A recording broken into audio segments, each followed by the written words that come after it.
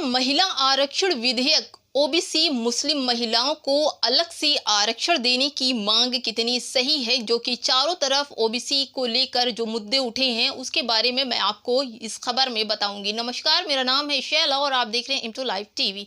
नारी शक्ति वंदन विधेयक का जो प्रारूप सामने आया है उससे ये स्पष्ट हो गया है कि बिल में अनुसूचित जाति और अनुसूचित जनजाति की महिलाओं के लिए अलग इन वर्गों के लिए पहले से आरक्षित सीटों में से 1/3 सीटें आरक्षित करने का प्रावधान किया गया है, जहां पर ओबीसी वर्ग की महिलाओं के लिए अलग से कोई कोटा नहीं है, निर्धारण नहीं किया गया है। संसद और विधानसभाओं में महिलाओं को 33% आरक्षण देने का मुद्दा जो है वो 1996 से चल रहा था, लेकिन तमाम अवरोधों के कारण अब तक यह संसद में पास नहीं हो सका था। लेकिन सोनिया गांधी ने और राहुल गांधी ने ओबीसी का जो मुद्दा लेकर जो तमाम विपक्षी दल हैं सरकार पर हमलावर हो गए हैं।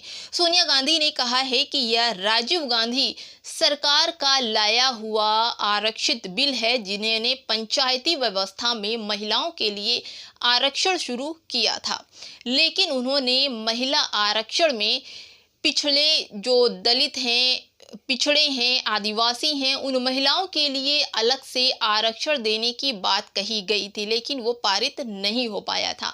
राहुल गांधी ने लोकसभा में नारी शक्ति वंदन विधेयक पर कहा कि देश के पिछड़े वर्ग की महिलाओं को भी महिला आरक्षण का लाभ मिलना चाहिए।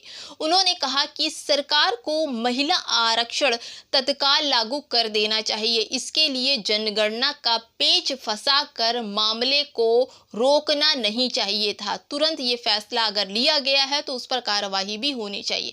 मामले को देर करने का रास्ता तैयार कर दिया है। उन्होंने कहा कि महिलाओं को तुरंत आरक्षण देने में क्या बाधा तो नहीं थी, क्यों इतना देर लगा रहे हैं।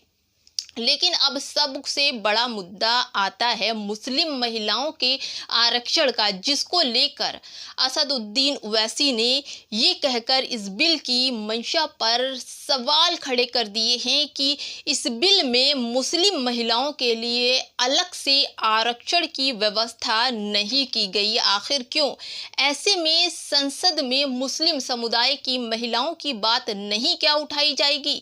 हालांकि भाजपा ने ओवैसी पर यह सवाल करते हुए और पलटवार किया है कि इस समय भी धार्मिक आधार पर कोई आरक्षण नहीं दिया गया है। संविधान में केवल अनुसूचित जाति और अनुसूचित जनजाति वर्गों के लिए लोकसभा में सीटों का आरक्षण दिया गया है।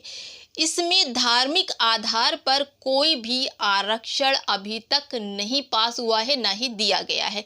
इसलिए महिला आरक्षणों में धार्मिक आधार पर आरक्षण की मांग करना अनुचित है। इसका मतलब साफ है कि मुस्लिम ओबीसी महिलाओं की आरक्षण के नाम पर दरकिनार किया जा रहा है। उनको ये भी एक भेदभाव है महिलाओं के प्रति। हालांकि महिलाओं के लिए आरक्षण का कानून लागू होने के बाद भी केवल 181 सीटों पर ही महिला आरक्षण लागू होगा।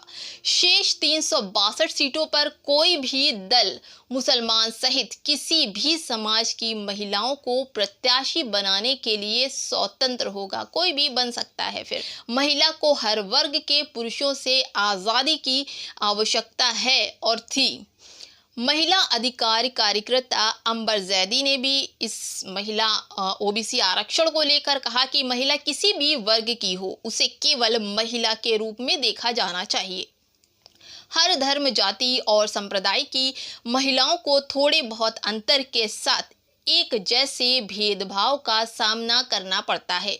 जब किसी महिला के साथ अत्याचार होता है तब ये देखा जाता है कि अपराधी ये नहीं देखता कि वह किस जाति की है, किस धर्म की है, किस समुदाय की है, किस वर्ग की है। सिर्फ वो अपना मकसद पूरा करता है।